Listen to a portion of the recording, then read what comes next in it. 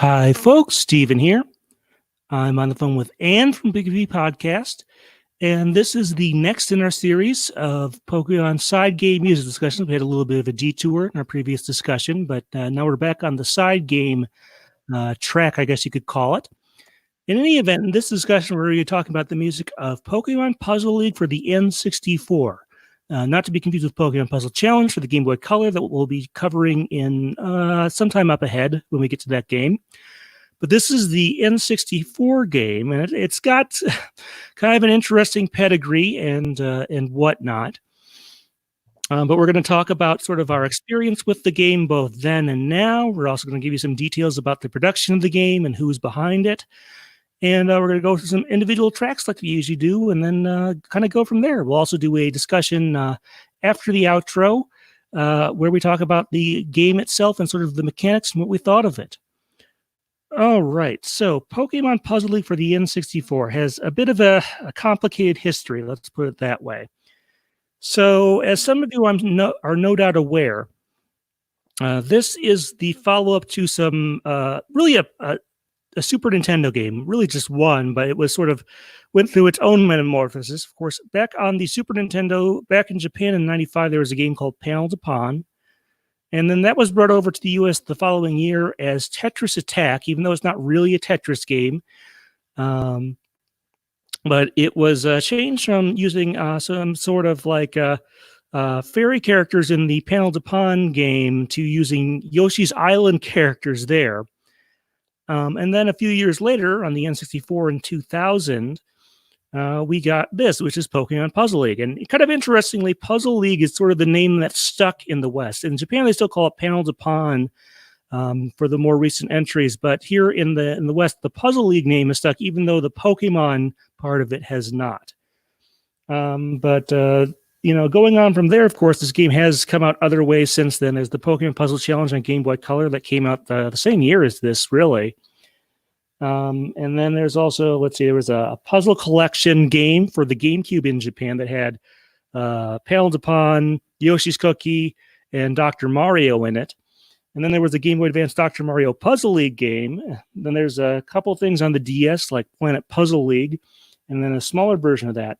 Sort of the last time we've heard from this game is back in 2016 when some Amiibo stuff was added to Animal Crossing. They found a way to toss in some Puzzle League stuff there, and they still call it there, but nothing much since then. I haven't seen really anything on the Wii U or the Switch side of things. Although this Pokemon Puzzle League was put on the original Wii Virtual Console, wasn't brought back for the Wii U Virtual Console. So you're kind of out of luck if you need to purchase it that way because the original Wii shop is closed.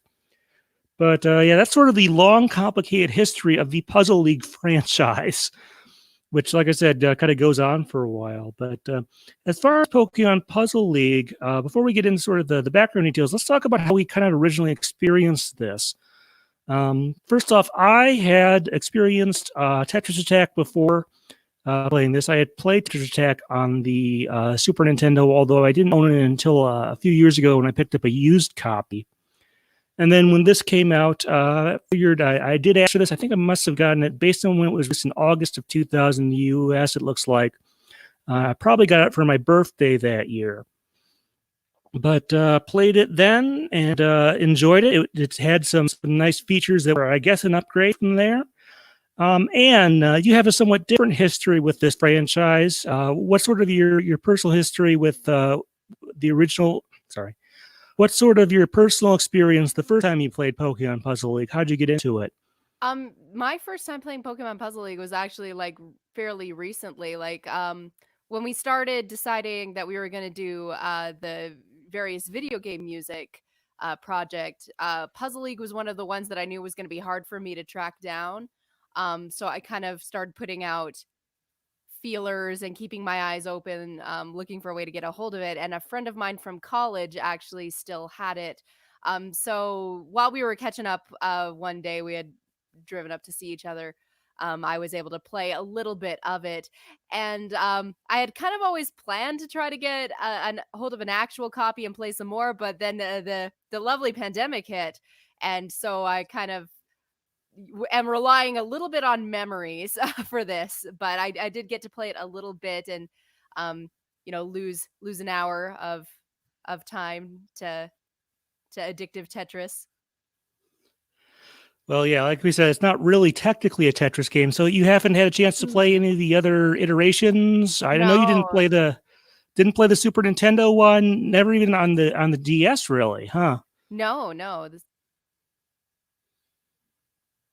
Yeah, that was a fairly popular entry. So that's obviously, this is, I guess, kind of like the trading card game one, another one of these side games that I have a lot more experience with than Anne does, kind of unfortunately. But I'm glad you did get a chance to sort of to give it a try when the opportunity presented itself. As far as, like I said, picking up a copy, not a super expensive game. You used to be able to get it on the Wii Virtual Console. I think they may not. There seems to be some emulation issues on there for some reason, which may be why they haven't brought it forward again. But just to sort of lay the groundwork for the production of this game, the original like Tetris Attacks and Panel De Pon stuff on the Super Nintendo was done by Intelligent Systems, but this game was produced by Nintendo Software Technologies, which is a sort of it's a studio based right in Redmond at Nintendo's headquarters that was founded, I think, in the late 90s or so.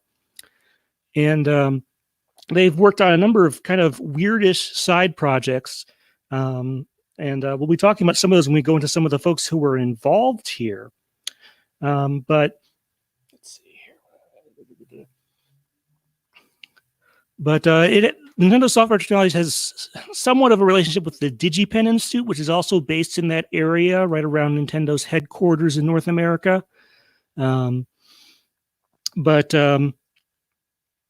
that's sort of the story there. They've had kind of a weird mishmash of games that they've worked on, like I said. But as far as this particular game, it's unusual in a number of ways. It was never released in Japan. It was released in North America and in Europe and maybe some other places, but definitely not in Japan. And it's based heavily on the dub of the Pokemon anime in terms of its theming. So that makes it very much kind of an odd entry. It is a bit odd that they wouldn't bother to create a Japanese version, which I guess technically they could have done if they wanted to do that. But this was very much created for the Western N64 audience for whatever reason. And I don't suppose you had any other details about sort of the game production itself before we get into some of the people involved. No, I was actually like trying to do some digging on what would maybe not make it a property they wanted to translate over to Japan, or what would not make it viable. Music is the big one that comes to mind, just because these are all Western releases, but that usually hasn't stopped a game from crossing borders before, like we've seen in a lot of other games that just gets rescored in those cases. So I'm not sure. Okay, so this is largely based on the Western version of the anime, as you might guess, there's a lot of the usual folks you would expect. There's, John Leffler, Norman Grossfeld is credited in there, as are a number of 4Kids folks. But what we're actually going to talk about here are a number of sound design personnel. Are a number of sound personnel on this game that we tried to dig up some stuff. These folks are, I guess, a little bit less known. So there are two people who are listed as sound programmers. One of those is Rory Johnson, who I was able to find. He's still working at Nintendo, it looks like. He's one of their top engineers at Nintendo of America, it looks like. Other credits, you'll hear a lot of these over and over again, but apparently he also worked on, Ridge Racer 64 and Ridge Racer DS. A bunch of the Mario versus Donkey Kong games. And apparently he also worked on the 3DS port of Super Mario Maker that came out a few years ago.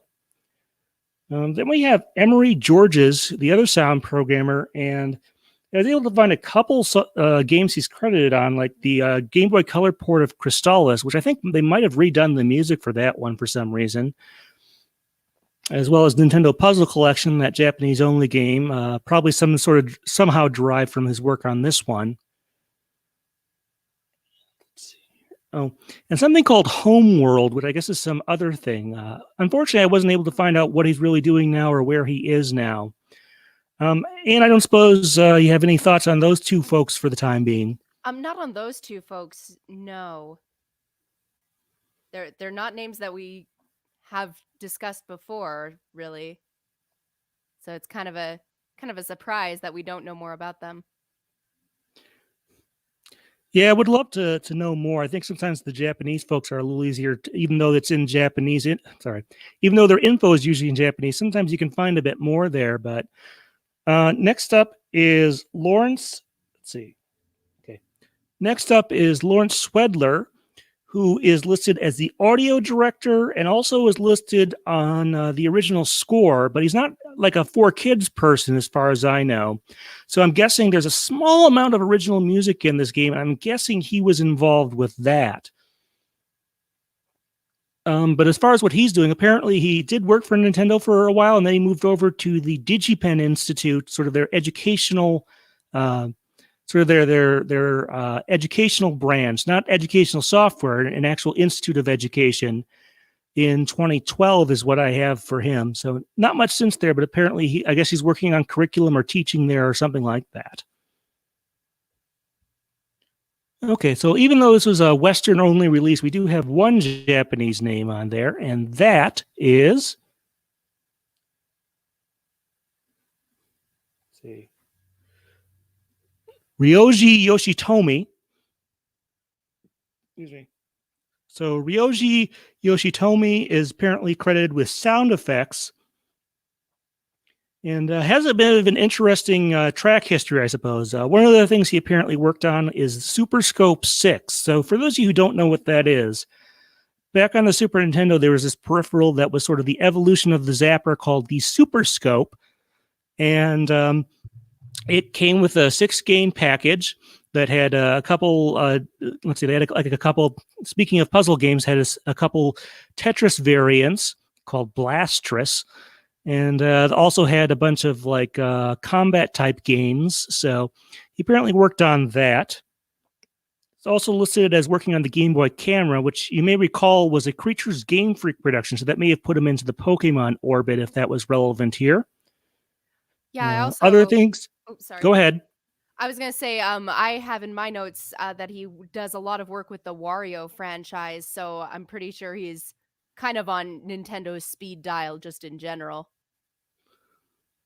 Yeah, I did see at least Wario Land 4, and I think some of the WarioWare games. Also, the Wii Fit series.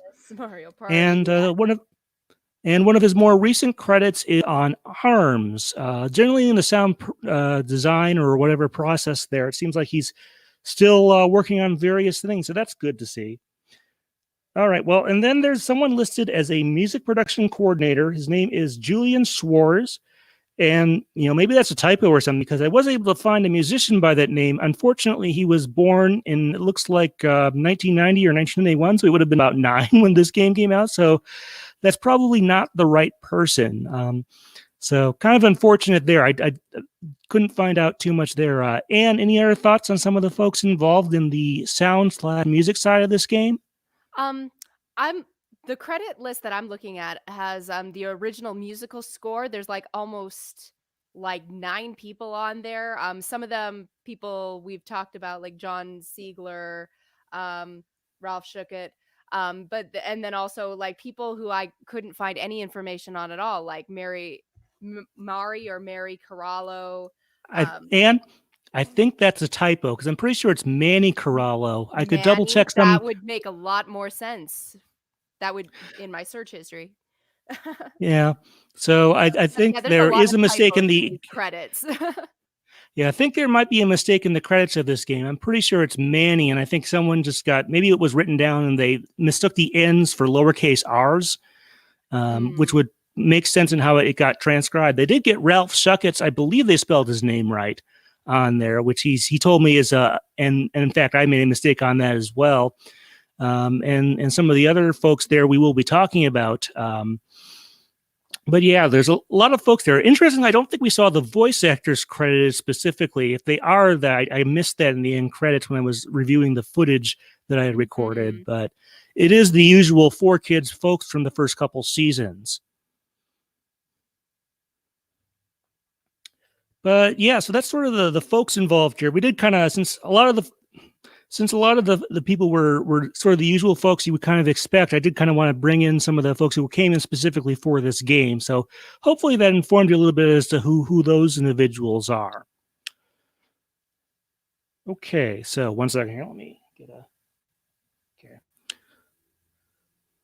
Well, with that sort of behind us, let's kind of talk about the overall style of the music from this game. Now, as we mentioned, a lot of it is ported over from the To Be a Master album, which I should point out has a number of international variants of it. It wasn't just an English album. There's a bunch of there's a Spanish version, a French version, an Italian version, and so on and so forth.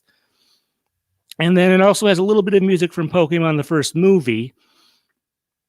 So kind of a all very dub centric stuff there, but it seems like they were definitely going, at least it seems like to me at least, they were definitely going for a particular style there. We had talked about in our Stadium episode how they were kind of going there, it seems, for a sort of live sporting event, marching band type of style. Mm. This, I find, is not completely dissimilar. I mean, they are very faithful to sort of the album renditions of that. But I think sort of the difference between this and Stadium is that the style of the music here, especially when they're replacing since there's no vocals on most of these songs, when they're replacing the melody line, gives it very much sort of a house band type of feel, which some sports teams do. I think the Milwaukee Bucks have, or at least at one point did have, such a group that did their stuff there. And I think that's sort of the difference between this and Stadium. And do you agree with that, or do you have a different opinion, or whatever? I do. Like the synth organ very much evokes kind of the feel of like the organ that they might play at like Fenway Park or something during a baseball game. Um the general style kind of like seems to alternate between vibes of that very old-fashioned sporty like synth organ style of music and like almost like a jazzy elevator music vibe. Like it's a very interesting mix, I think. Yeah, like I said, I can't totally verify what they were going for, but some of them definitely do sound a bit more like professional's not the right word, and neither really is modern. But to me, like I said, the feel I got is that this is sort of a house band that is specifically hired by a team to perform live music during a game or in between stuff and stuff like that. But that was kind of what I got out of it. All right. Well, there's a lot of music in this game. Sorry. All right. So, as usual, Ann and I have picked out a number of tracks we'd like to discuss. A lot of these are actually kind of in pairs because the way the game is structured, as is common in puzzle games, is that there's a base theme and then there's usually like a more intense or fast or whatever version of it when the blocks start getting towards the top and stuff like that. I mean, that goes way back at least to the like original Tetris and stuff like that on the Game Boy and NES, and maybe even a little further than that. But very common in puzzle games. So be aware that a lot of these are going to come in sets of two, but they'll be kind of similar-ish. I don't know. But we wanted to talk about, first of all, actually a couple things that were brought over from the score of Pokemon the first movie, specifically the English score. Pretty much everything in this game is based on either something from To Be a Master, something from Pokemon the first movie, or some of the original dub music that was created to sort of augment the Japanese music in the dub. But let's see. So the first one that I kind of wanted to bring up is the one you get in the one-player stadium, which is just the versus computer mode, where you're trying to sort of defeat the computer at the Puzzle League game by arranging your tiles and sending garbage over to their side and whatnot. But whenever you get a badge or an elite medal in some of the higher difficulties, basically whenever you beat one of your opponents, you get this song that is, I believe, based on the Dragonite Takes Flight theme from the first movie. I would say that is definitely one of the more triumphant ones in there. A lot of the first movie score, even like Tears of Life and stuff at the end, is not something you would put as sort of a triumphant theme, more of a relief or something like that. And does that kind of make sense to you, or? Yeah, and it kind of speaks to the longevity, I guess, of Dragonite Takes Flight as a theme, because we've heard that echoed throughout many games now, much of the anime. Um, yeah, it's an iconic piece of music, but one of the few things that's actually like triumphant and happy, as you say in the first movie score. Yeah, have they been able to integrate more from the from like say the second movie and stuff like that? Maybe they could have used some version of The Legend Comes to Life or something like that in there, which would have been an interesting prospect. Mm-hmm. But as far as how that they sort of map that, it's I mean, the N64, obviously it's a cartridge-based system, so everything is sort of synthesized and stuff like that. They did an okay job with there. You can tell it's obviously not a live orchestra recording there. So that kind of is like that, but it's very obviously horn based with a little bit of string work there. And any thoughts on that side of it?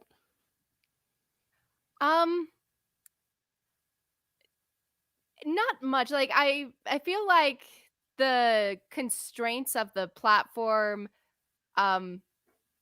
do this track a bit of a disservice in a sense, just because we've heard it in the movie with much more of a depth in orchestral arrangement. So when it's kind of imported over into a video game and kind of given this more synthetic treatment, I think you don't get the richness, but at the same time, the melody and the basics of that theme are so powerful that it kind of transcends any instrumentation and any adaptation as well. Yeah, the N64 sound hardware, which it doesn't really have a sound chip or anything like that, but it's kind of in a bit of an odd middle ground where it's not as advanced as some of the later stuff, but it's also not as basic as the NES or the Super Nintendo. So you end up with something interesting.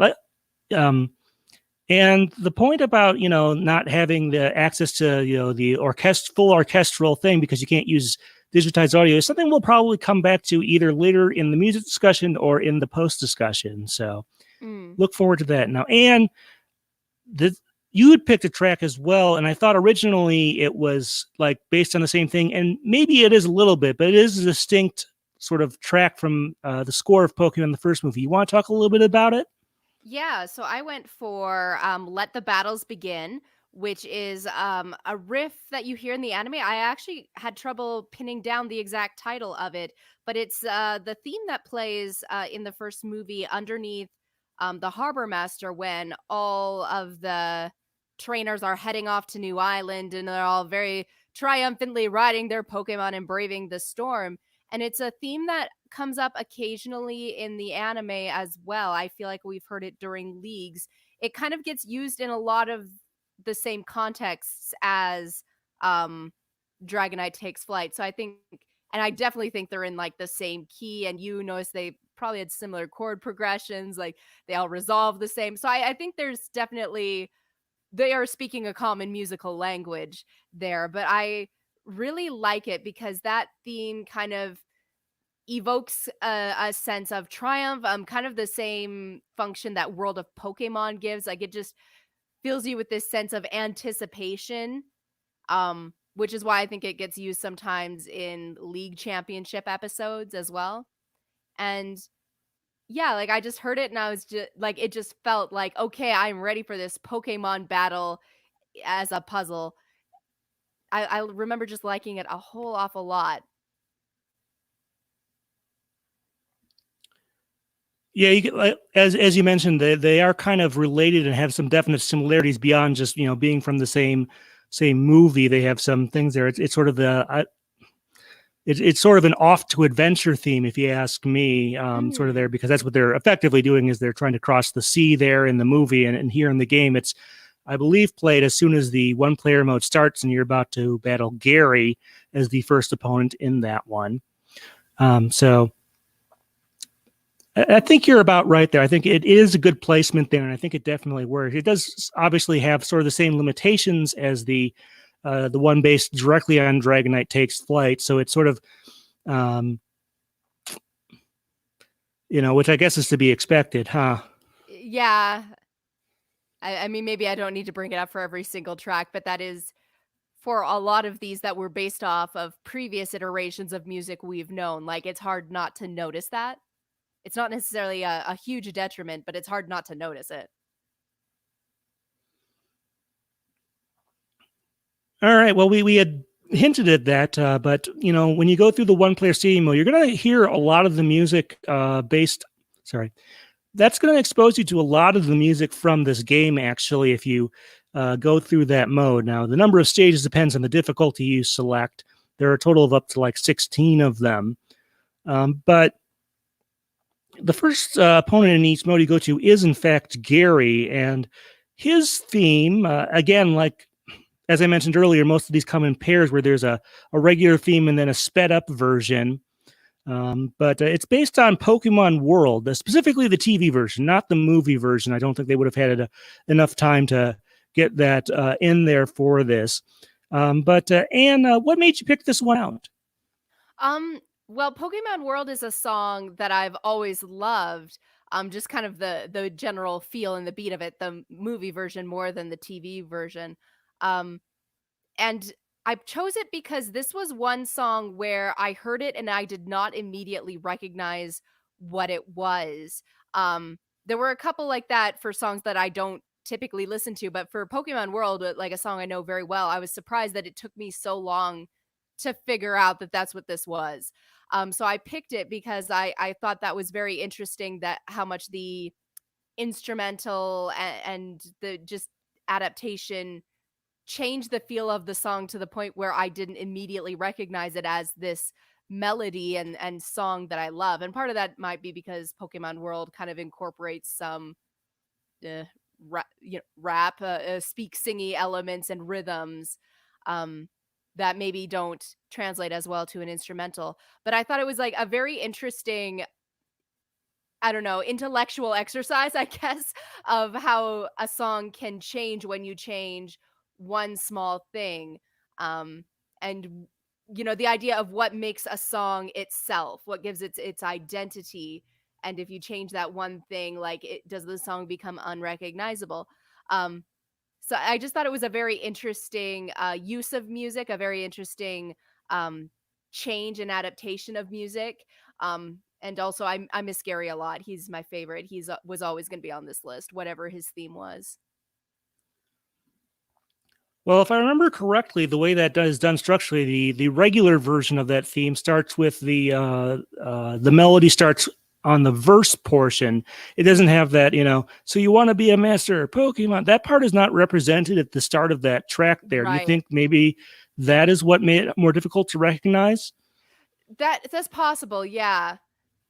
Yeah, even when I knew that this was Pokemon World, it still took me a while to kind of like find my feet in the song. So again, yeah, I think there's a lot of very small things about that song that are iconic that were rendered not very differently, but differently enough in this track that it felt like a different song.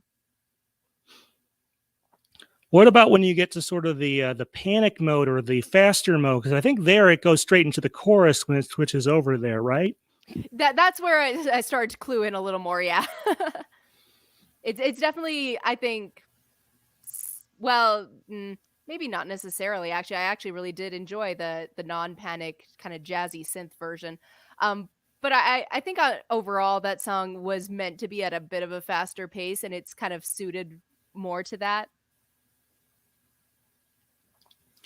Yeah, and it switches between the two versions. The slower one, the melody is played by, I guess, a synth xylophone, whereas they use a pipe organ type sound for the faster one. Where it goes into the chorus. But So maybe that's also a factor. I think you talked a little bit about the song itself. Do you think that there is this is sort of a reflection on Pokemon World as a theme song? You know, it's not used in a full year's worth of episodes or anything like that. Any thoughts there? Like, do you mean it's being used for Gary? I'm sorry, I don't know if I understand your Okay, I'll question. re-ask it. That's Yeah, okay. This sorry. happens, folks. That's okay. You had mentioned a little bit about how you thought maybe that was sort of reflective of Pokemon World structure and stuff like that. Do you think it has any sort of do you think your experience has any sort of relation to how I'm trying to think of the words I want to use here. Sorry about that, folks. Let's see. Let me just think for a second here. Okay, I'll ask about what I was about to ask, but anyway.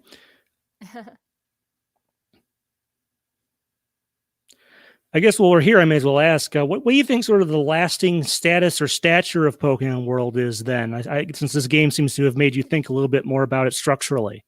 Well, I definitely think it's the forgotten theme of the anime franchise, which is saying something considering like there have been a lot of themes, some of them that, you know, some of us didn't necessarily grow up listening to or stopped watching the show so we didn't become familiar with them. But it's kind of like the one that everyone seems to just overlook, and that might be because people overlook the Orange Islands in general, among anime fans, but also as a theme song, it's a bit unusual compared to other Pokemon themes. We have the real iconic Pokemon theme, and then the ones after that kind of seem to follow a similar flavor and a similar structure. And then you have Pokemon World, which kind of seems to be doing its own thing. Like, I don't know how to explain it real well, but it's definitely incorporating a lot of especially the movie version, urban feels. It's got a different sort of verse structure than a lot of other themes in the Pokemon anime. As you say, in the TV version, they kind of start with they kind of take off that, you know, opening riff a little bit to kind of make it more of a TV theme. I definitely think there's a lot to be mined kind of in song structure and what makes it resonate with an audience, to find why Pokemon World, like, I love it as a song, and why when I think of Pokemon anime theme openings, it is not the one that comes to mind. Because that's an interesting dichotomy, and I definitely think its structure and its original instrumentation, I think that definitely plays a part in that. Sounds like we might have some material there if we ever do an underrated Pokemon Songs 2 episode on this. Because it is one of my favorites, but it's a good song. Yeah, but it's definitely not as famous as the one before it, the original Pokemon theme, or even the one after it, Pokemon Johto. So it is a bit of an odd spot there. All right, well, let's move on. So the stadium mode is structured in such a way that you go through like all the gym leaders from Gen 1 and stuff like that. So fairly early on, you have to battle against Misty. And, you know, you might think, oh, this is mostly from To Be a Master, so they're going to use Misty's song there. But actually, they don't do that. They use an instrumental version, or I guess two instrumental versions, I guess you could say, of Catch Me If You Can from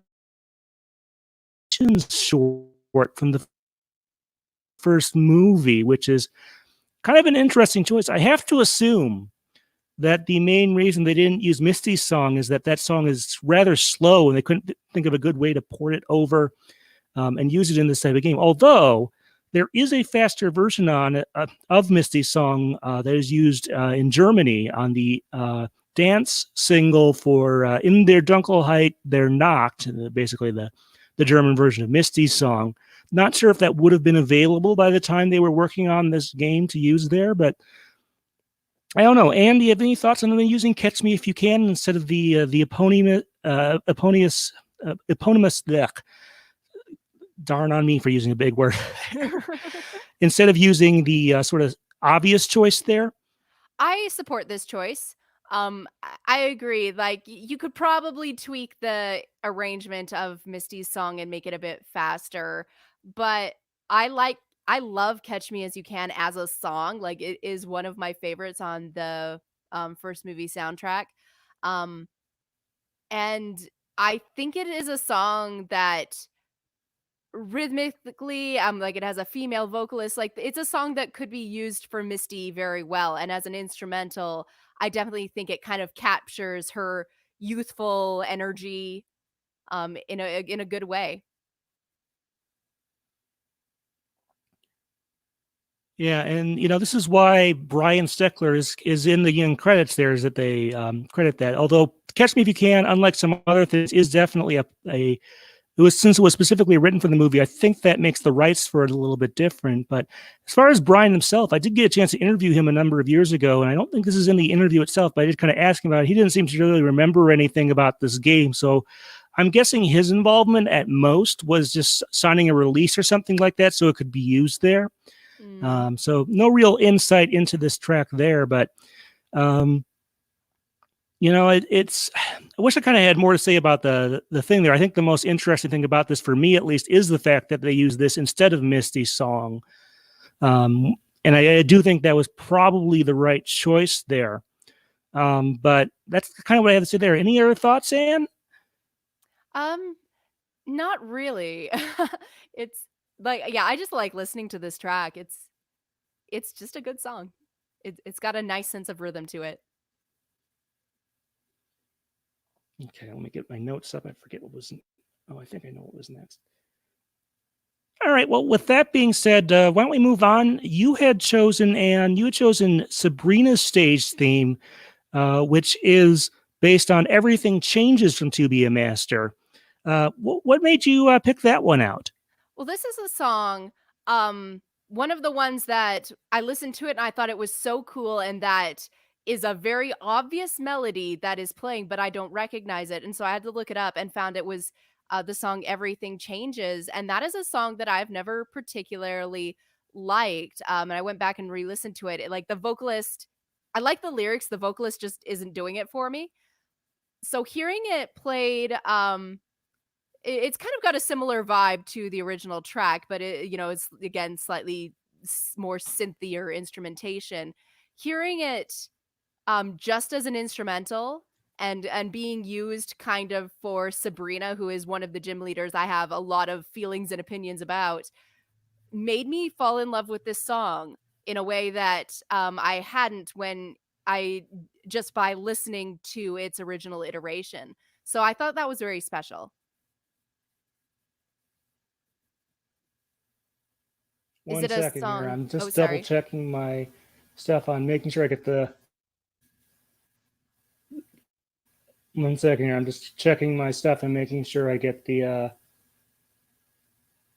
correct credit on the original English vocals on that song. I believe it's Sheila Brody, but I want to double check there.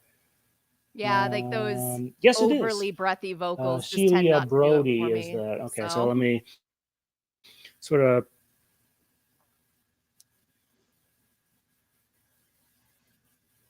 Okay, let me give you a prompt there, and you can sort of. mm, So, as far as the vocal version for English, that's Sheila Brody does the "Everything Changes." Is there something? Can you go into a little more detail there about what that was about that track you didn't like in the? Sorry, um, can you go into a little more detail there about what kind of bothered you about it or whatever? it's kind of mostly just like that ephemeral sense of like there are some things you like and some things you're just kind of like ambivalent on, or but like generally speaking, overly breathy female vocals like do or vocals in general don't tend to resonate with me as much. I just don't like them as much.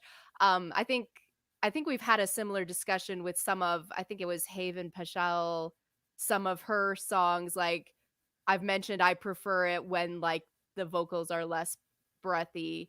But again, it's not like a real like, oh, she sang it so terribly. She didn't. It's just less my taste, and so I just never gravitated to that song because it opens up very sad, very melancholy, very breathy, and again, that's just not my jam.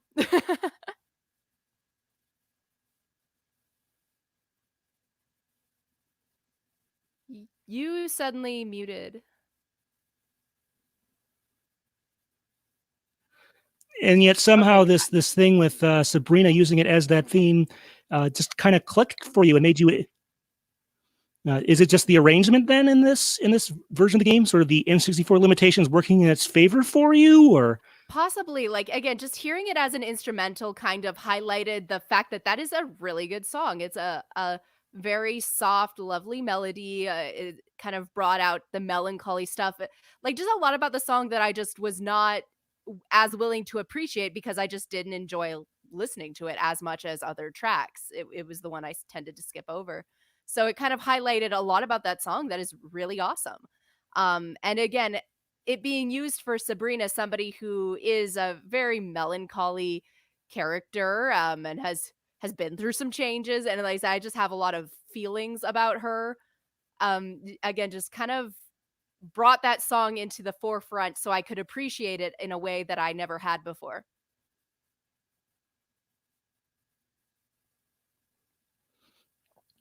Kind of an interesting thing there. Maybe it's a little bit of less is more, or just in the right context. So kind of interesting. I'm really kind of surprised to hear that. Um, I guess my thoughts. I do like this arrangement, but it's definitely a song where I think the chorus is very recognizable, and that's where the basis for the speed up version of it when the blocks get near the top. So it goes straight into the everything changes, changes. It goes straight into that part of it. So that was kind of the part that struck me, but I find it very interesting that having it used in the game this way actually made you appreciate it more. I love things like that. Yeah, I know a lot of people really loved it as it is, so I kind of feel happy that I can kind of join in that band camp now.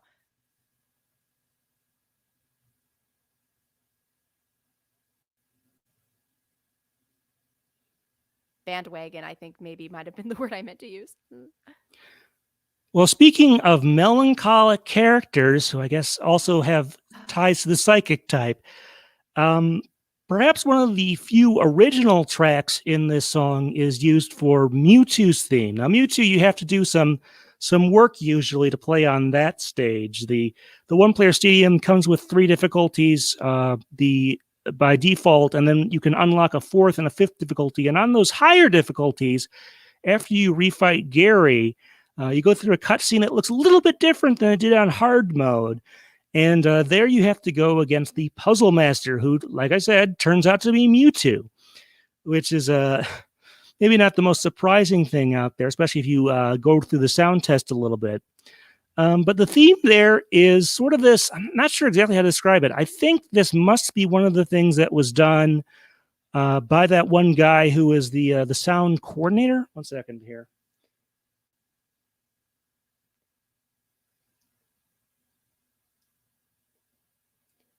If I had to guess as to what Lawrence Swedler composed or arranged for this game, that was not something that previously existing, I have to assume it was this. Um, First of all, kind of going back to what I said about Catch Me If You Can, I suppose the obvious choice here, since they have already got some score elements from Pokemon, the first movie, would have been to use something derived from Mewtwo's theme in there. The da da da da da da da. That one in there you'd think would have been sort of the obvious choice here, but they didn't go with that. I don't know if they had trouble translating it. So first off, any thoughts, Sam, that they didn't use that? It is very surprising. Kind of in the way that Misty's the choice not to go with the obvious choice there made a lot of sense. This one, like the reasoning, I'm not as sure on. Um, I, which is not to say there's no reasoning or that it's a bad choice, but it is definitely not the pick we would have all expected. And given that I still can't figure out if this song is an original piece or if it is um an arrangement of something pre-existing, it's hard to figure out what the reasoning was behind that. But I don't know which one, like, unlike Misty, where it's like, yes, this was clearly the right choice. I don't know which way would have gone better. It ended up nice, but I'm very curious as to why not the original Mewtwo theme. I can only guess that they might have had an issue with the way it's presented in the score of the first movie. There are a few places where it goes on for a little bit, but definitely not as long as some of the other tracks that are used in this game. It doesn't have, a long enough case there. They might have had to piece something together and create something semi-original. Maybe they just couldn't do that, or maybe some sort of licensing or something fell through or something like that. As far as what they did end up using here, to be honest, they have some similarities between the slow and the fast version, but they do have, I can't think of what I want to compare it to in terms of stuff there. It is very kind of dark and ominous, but in a way I can't really put it into words. Anne, did you have any better luck there? It feels very Mewtwo, like sense of foreboding, check, like mildly unsettling, even though you can't actually tell that nothing is wrong. Feels like a boss fight, but is also very like subdued and like it feels like a Mewtwo track. I don't know that it necessarily feels like you are facing the ultimate boss, like get ready for the battle of your life feel that you would normally expect from the ultra hard mode final battle, but it definitely feels like it fits Mewtwo as a anime character. All right. Well, while we're discussing the possibility of alternatives there, I also want to throw out one other score element from Pokemon the first movie, the 3-on-3 track, which is the one that gets used in the what is it? Oh, it's the one that's used when the starter full evolutions are battling their clones in the first movie. Do you think that might have been something they could have used here? That could be, because that is definitely something that's got a lot of dynamic qualities to it. Yeah, so that might have been another choice there, but as it stands, we have what may well be an original track created for this game, one of the very few, if it is. But maybe not terrible, but not what we expected either. So I did want to kind of call that out there.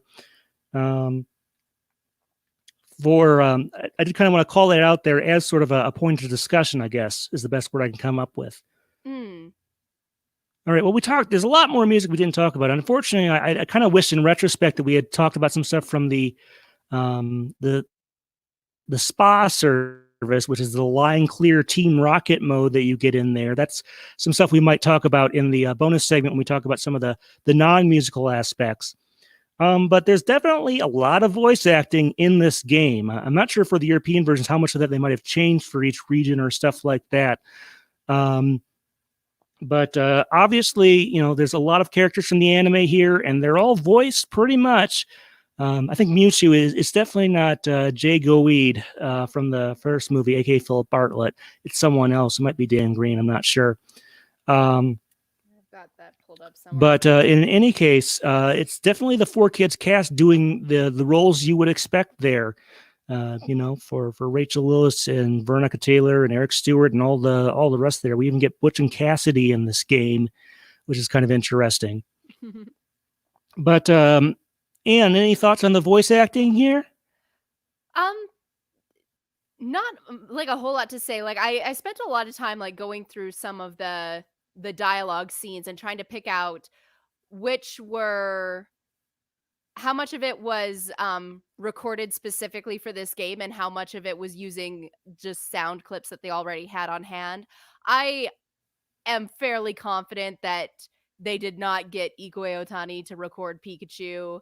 I'm pretty sure that they just used existing clips, but there were definitely some lines of dialogue between, like, say, Ash and Professor Oak and the like that were recorded specifically for this game. So that was kind of an interesting exercise. Yeah, and I guess there must have been some stuff that they recorded for this, because just to make this game a little more unusual, it's an N64 game with full motion video. which if you actually pick up a cartridge of this, you notice it is what's the word? Oh, it is definitely heavier than other N64 games, and that's really just, I guess, because of all the chips they had to put in the cartridge to hold, a couple minutes of full motion video in this game. And like I said, I think the voice acting for that is pretty much all new. So, Yeah, but yeah, I'm not sure I have too much else to say. I mean, as far as how the voice clips are used, like during the one-on-one battles and stuff like that, it's pretty similar to some of the stuff in the Panel De Pon and Tetris Attack games that came before it. The ones that came after have been, other than like Puzzle Collection, have not been as themey, so they haven't had voice clips to the same degree and stuff like that. They've just basically used regular sound effects. So this is a bit unusual in that regard, but yeah, I just found it kind of interesting that they would. I just wanted to make sure we talked about it, though. Any other thoughts on it, Anne? Yeah, I thought it was just really a neat way to kind of bring it into the anime. Like an extra step that I don't think they would have had to take to sell us on the game. Obviously, some of the animation is just kind of repurposed scenes from the anime, it looks like. But that's still like, and to get actual voiceover and the like is like an extra step to kind of bring some richness to the game that, again, for this type of simplistic game it is, I don't think they would have needed to do to get us on board.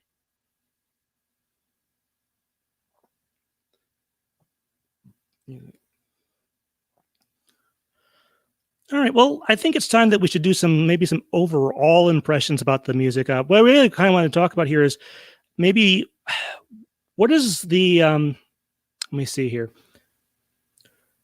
So with that being said, I think it's time to give kind of our overall impressions of the music of this game. I think they did a relatively decent job, and I think that this definitely shows some of the lasting impact, even though this game was made, within a year of that album, of the To Be a Master, that these songs, at least in their CD versions or whatever, have definitely stuck with us. So I think they made some good picks here. And what's sort of your overall impression then of the sound and the music of this game?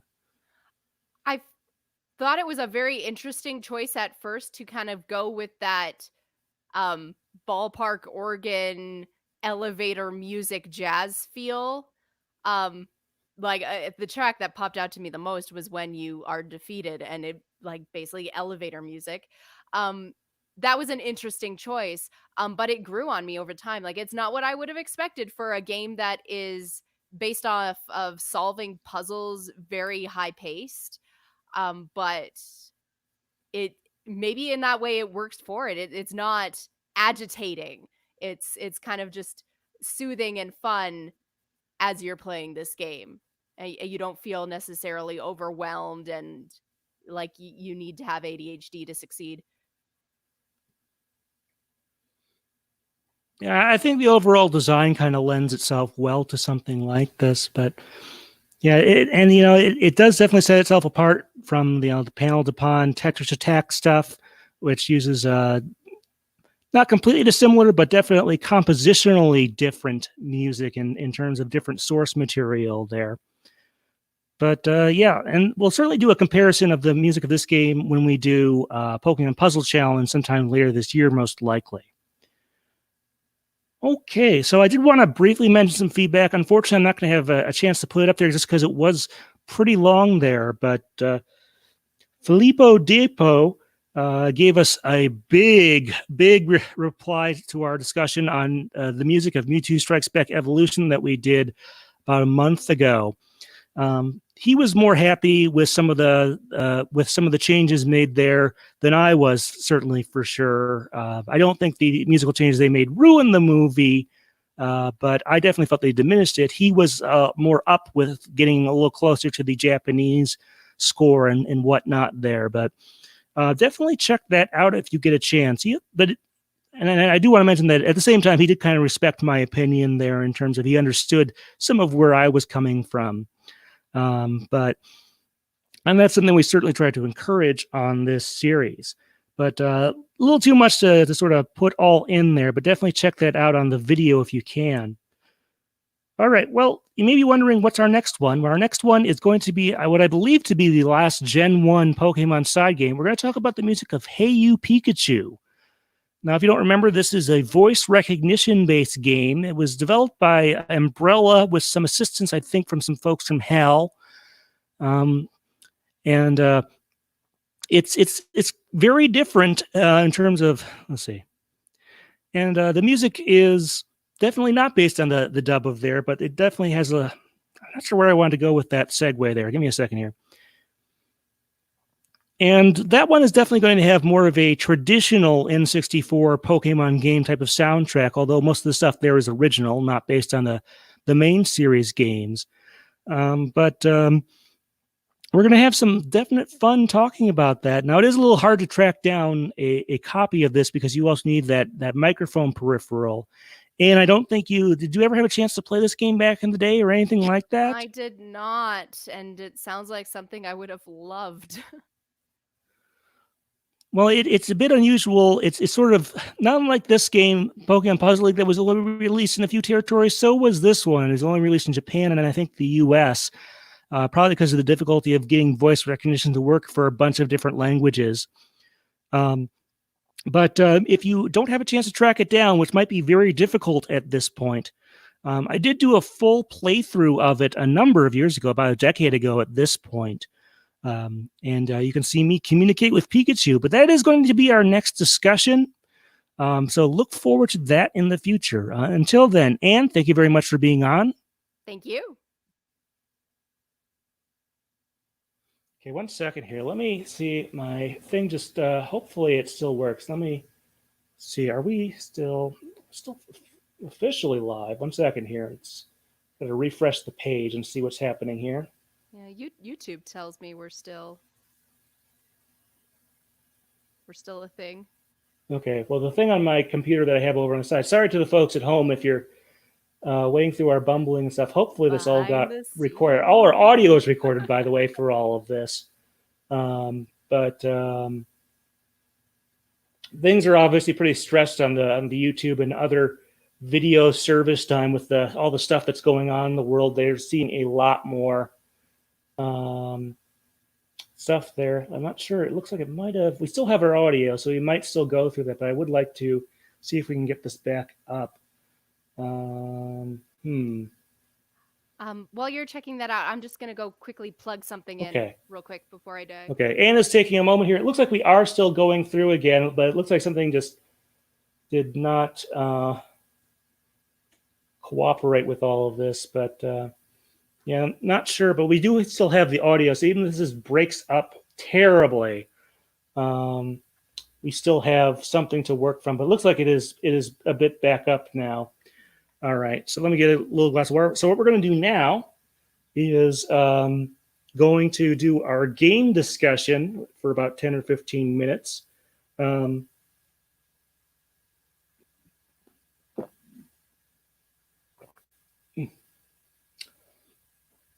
just take care of stuff there. So I'll leave a little gap here, and we'll do another. I'll do another prompt, and we'll sort of go into there.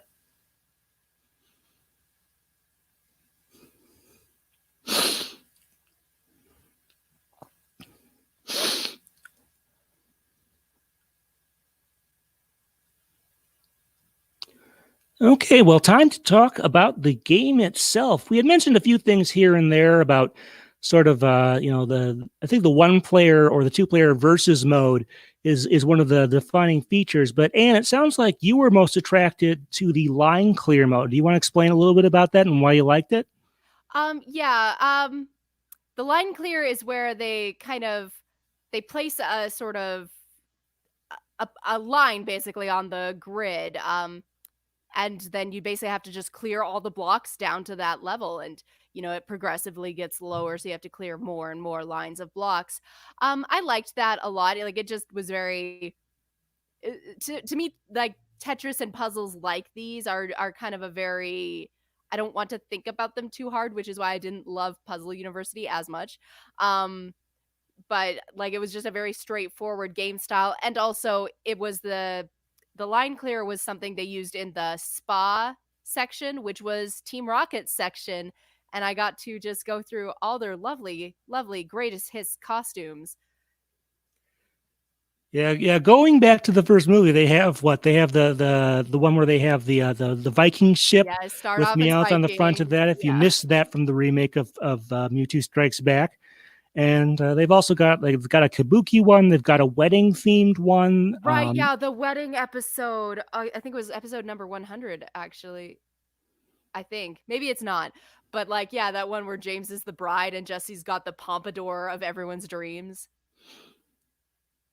Yeah, I kind of like the music on that one. It's a variation of I forget if it's Wagner's Wedding March or something like that, but the sped up version, just to bring music in for a little bit. The horns there kind of remind me of some of the stuff from Blast Core for the N64 game. And unless you watched my video, April Fool's Day video from a number of years ago, you probably know nothing about. But sorry.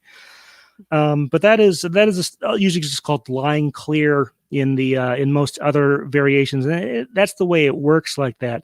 Did you get to the boss stages in that though? There's two of them. There's one after round 3 and one after round 6. Giovanni, right? And This is where Butch and Cassidy are in between rounds yeah, 3 and 4, and then Giovanni after round 6. yes, I did. Sorry, I'm thinking several weeks back now. But yes, I got to Butch and Cassidy, and I did get to Giovanni once. And those work a little bit differently. There, instead of trying to get below a line, you're trying to just do as much chains and combos and stuff to lower their health meter while the blocks rise up very quickly. How did that work out for you, Anne?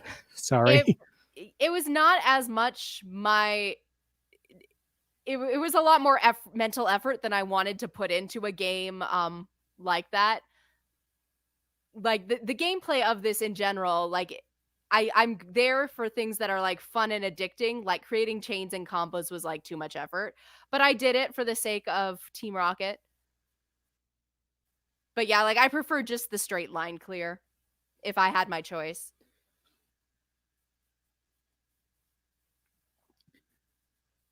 Definitely more approachable than some of the other modes, even though the versus one player and two player is sort of the one you see a lot. I guess I should point out this also is, I think, maybe the only version of Puzzle League / Panel De Pon that has a 3D mode where you have a cylindrical play field and you can rotate it around and stuff like that, and you have to keep an eye on the back side as well as the front side there and stuff like that. The last half of the line clear mode uses that. I don't know if you had too much thought about that, Anne, but I didn't play a lot of anything to say? I know you haven't played the other entry, so I'm just kind of curious. Yeah, I did not play a lot of that. I actually have very few memories of that. Like, I'm not sure I actually did play it. Like, I know it exists though. Like, but it's weird. I did not like that though. I think I like the idea of it, and we can maybe talk about this later if they update this game someday. But I feel like as it existed, it's an idea that was intriguing, but I didn't actually like. Yeah, well, like I said, we haven't seen it again, and you do kind of have to seek it out a little bit. It's used for the back half of the Spa Team Rocket mode, and so there are also some 3D puzzles, and you can do 3D in versus mode. Although the computer doesn't really have proper AI for it for whatever reason, and like I said, I don't think they've brought it back for later versions. So I guess that's maybe something there. I did kind of want to mention, there's the puzzle university mode, or just sometimes called the puzzle mode, is where you have a set number of moves, and that's obviously sort of the brain teaser portion, and they have a large number of puzzles there. But it sounds like that didn't really interest you a whole lot, huh? Not so much. No, I don't know what to say other than it was not my thing. I just play that game to try not to die. So, like, I don't want to also think about doing a set number of moves or specific moves. I'm also not great at Tetris and games of the like. All right. Well, let's see. What else is there? There's also a time trial mode and an endless mode, which is just play till you lose, and the blocks just keep coming faster and faster there. I did kind of want to mention that one, I guess you could say, improvement of this over the Super Nintendo version is because the N64 CPU is more powerful. For the versus computer mode in the Super Nintendo version, the unlockable difficulty, the very hard mode, is just a little bit tougher than that of the hard mode there. But in this version, the very hard and super hard mode are, especially towards the ends, I mean, they were able to write some incredibly efficient AI for that, far beyond what they were able to do on the N64. So I can kind of see why you had trouble getting to Mewtwo there, since it's only on the last couple difficulties there, and you have to. And by the way, in order to beat it, you have to beat Gary and then Mewtwo without losing to either one to complete the mode there. It's pretty kind of difficult, to be honest. What do you think? This is another game though with Mewtwo as a final boss. Do you think that makes that one work a little bit better, or? Um, I'm kind of of two minds because on the one hand, I loved the idea of Gary being the final boss. So it's like knowing that there was a Mewtwo kind of took away from that. Like I love the idea of nerd that anime Gary Oak is gets to be the puzzle champion is feels very fitting to me, and I liked that. But again, Mewtwo is always just going to be the final boss of everything. Um, Given that it is so heavily based on the anime that he is super into puzzles is an interesting thought I had not considered. So like it's hard for me to set aside anime brain and like just think about the conventions of the game, in which case obviously Mewtwo is going to be the boss and that will always be the right choice. In terms of bringing in their anime personalities into it, um I'm not sure it really tracks, but Mewtwo has many wide and varied interests. I'm sure.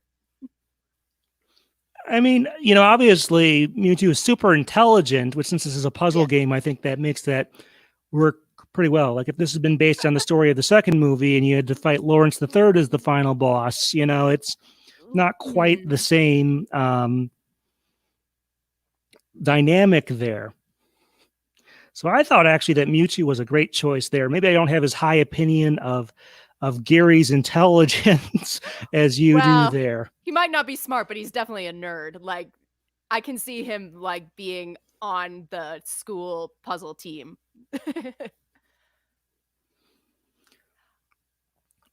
Let's talk a little bit about the sort of overall presentation, because for especially for, like I said, the versus mode, which as you can kind of tell, to me has been kind of the highlight of this game for a lot. You get to choose a Pokemon from depending on which character you're playing as and stuff like that. It does not mechanically really matter, though, and I think that's probably actually for the best, because you wouldn't want to have someone pick Sabrina with all the psychic types and then go against Koga or Team Rocket, who are mostly or all poison types. I think that would work out quite poorly if you got a type advantage there. But Anne, do you kind of agree with that, or do you have a different opinion, or what? Um Mildly different opinion. I don't like it in games when they give you a choice that ends up not mattering.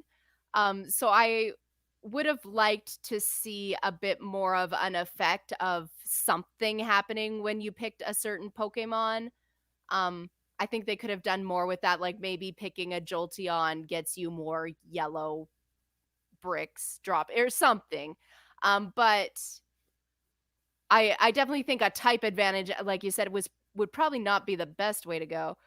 Um, yeah, like there were, I don't know, I liked this game for what it was. There were a lot of things that, like, if I were asked to remake it, I would probably do differently.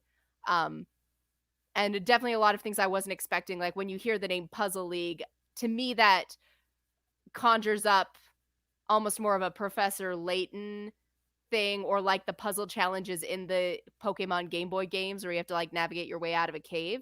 Um, and I feel that this game had less of that. Um, so I would have maybe liked to see different types of challenges, that it wasn't all these matching up Tetrisy like games. Um, and maybe picking Pokemon could have factored into that. But I think you're definitely right. Like a type advantage would not have made the game more enjoyable in that sense. Well, I know in Planet Puzzle League they have modes where there are like power ups you can use and stuff like that. So that might have been something they thought about for this, but didn't have time or stuff like that. Mm-hmm. Okay, well that's the little few more things I wanted to bring in here. First of all, this was released in 2000 on the N64. However, it's a game that has, full motion video, maybe a couple minutes of it between all the different cut scenes or whatever. And also has, voice clips, also has music, which they had to sort of take from and transform into sort of chiptune versions. I want to throw out the possibility that they could have released this a little over a year later and made this a GameCube game near or at launch. And, since that was a disc-based console, they would have had a lot of room for more full motion video. They might have been able to use the original, digital audio instead of the versions that they have here, and stuff like that. Do you think that would have made sense, Anne, or what do you think? I definitely think releasing it on the later console and delaying it a year would have given them time to work out some things and obviously have a different technological base to work off of to like the video probably could have improved, the sound quality improved, like a lot of things could have been better in the game itself. I don't know that necessarily it would have been the best overall because it's hard to tell what the market wanted at the time. And if delaying its release a year would have meant it would not sell. And I think that's definitely something to consider. I've not done enough research on the state of the Game Boy and what games were releasing all around those times. So delaying a game's release a year might not seem like a big deal, like when you're just considering like it would have been a better game. But when you're considering of like, would anyone have actually bought it though? Could like I think it's better to have gotten this game out into the world and to have made a profit on it than for the minimal upgrades it would have gotten by being released later on the GameCube. I also think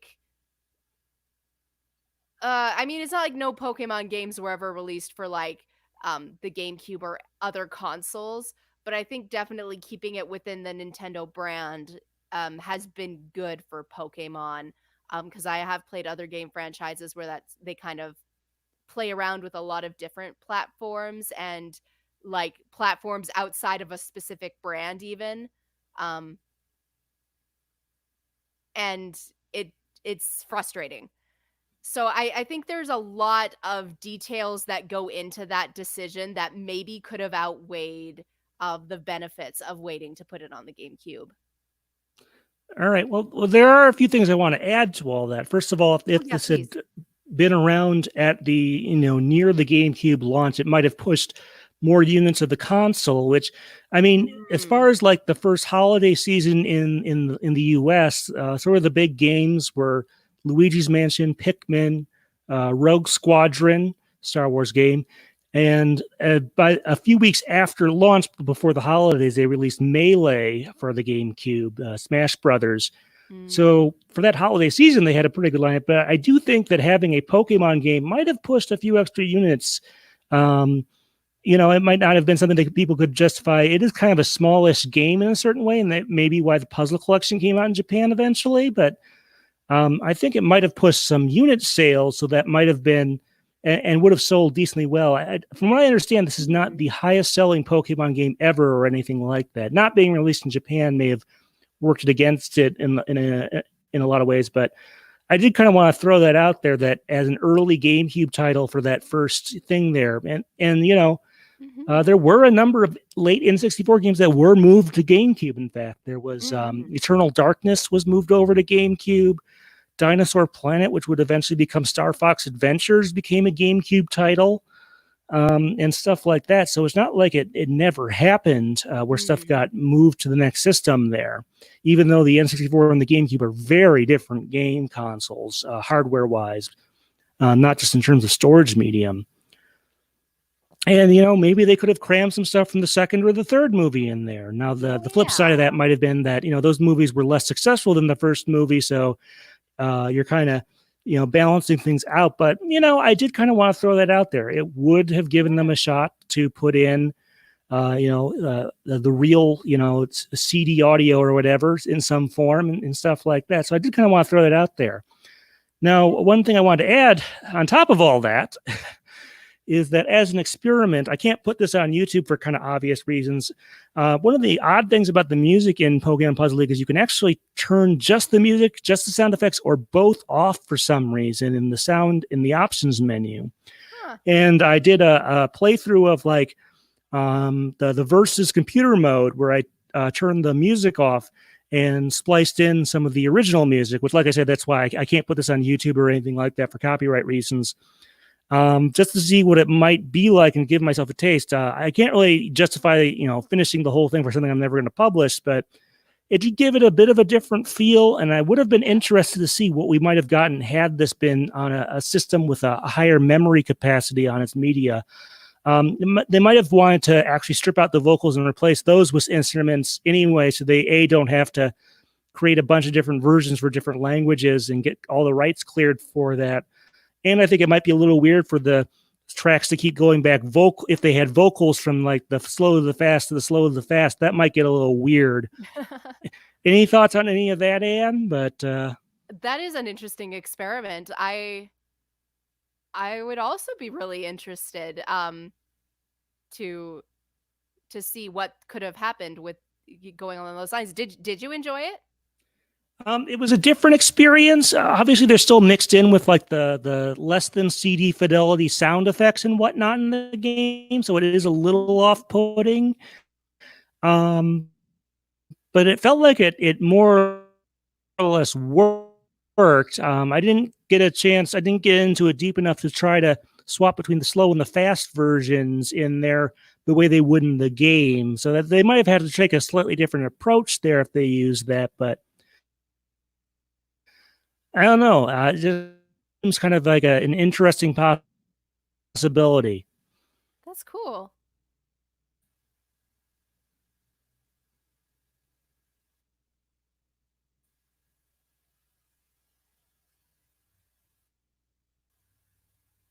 We are getting a lag. But yeah, if you haven't on this video, but thank you very much, everyone, for showing. I think we're going to hang things up there.